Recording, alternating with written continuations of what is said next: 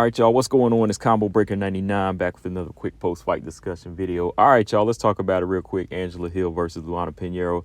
Man, shout out to Angela Hill, man. This girl is making some really solid improvements. I mean, every fight, she's looking better and better. I mean, I'm about to forget that performance from last year against Mackenzie Dern, but even then, man, like her fights in between, she's always been doing something. And right now, I'm about to label Angela Hill the Dream Shatterer, man. Like, the dream shatterer for real, because Angela Hill, the improvements she's been making, it's just showing you that she's learning from even the losses.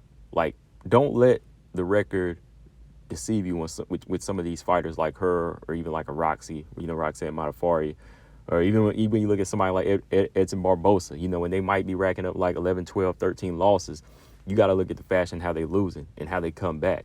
And Angela Hill, every fight she's been in, she might come up short, or somebody might just have a particular style that, she just doesn't handle well.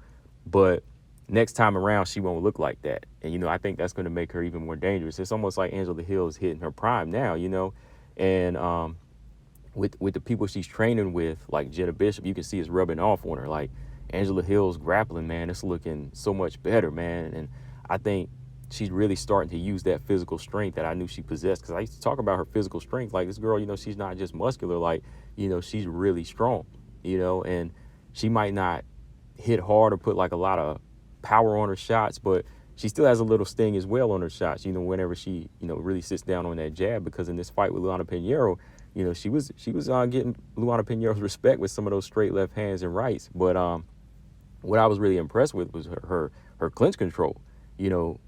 She's going against, a heavy judoka. Like, I thought might be trying to go in there and ragdoll her, but Angela Hill was in there controlling the body, doing a lot of good clinch work, just wearing Luana Pinheiro down until finally,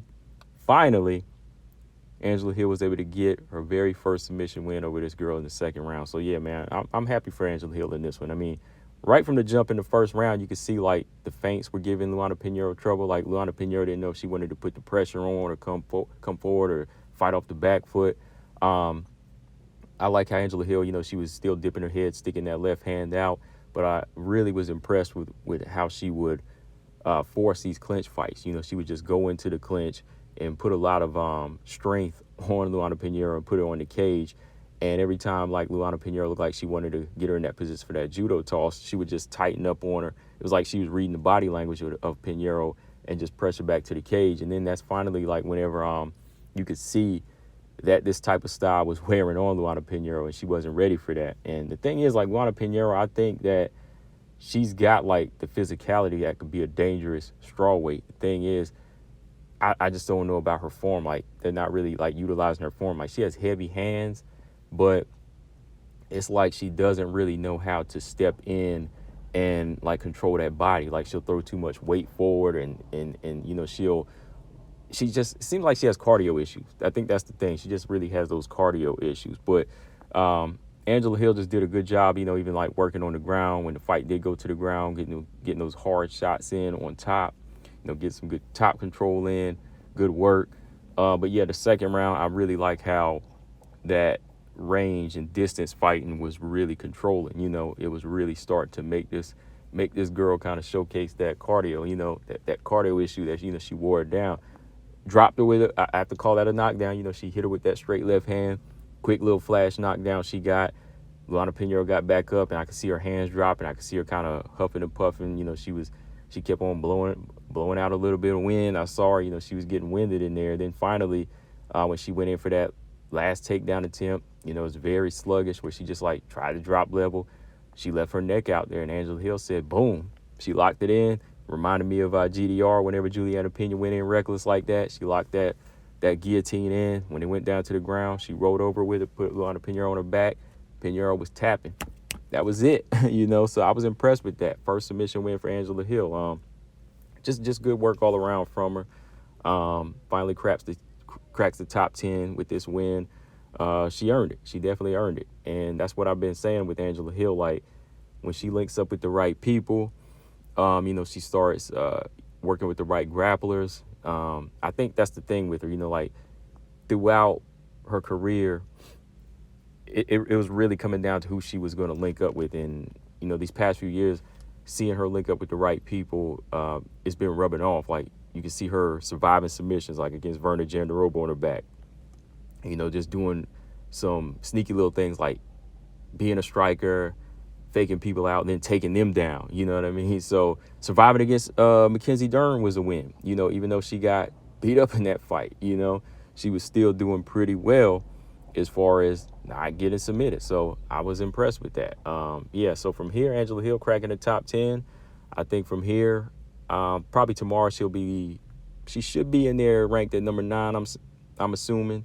That's good news. I'm thinking from here, matchmaking Monday, let's go ahead and give her a fight with, well, she probably wants that rematch with Jessica Andrade. Let's see her do that Jessica Andrade rematch, or Marina Rodriguez. That's a good fight. Her and Marina Rodriguez, that'd be something brand new. Or if Amanda Ebas ever want to come back down to 115, that's another matchup that I like to see. But yeah, for now, Andrade or Marina Rodriguez is a good name. And then, if she was able to get past one of them, I mean, look, there's rematches to be made between Yan Xiaonan and Amanda Lemos.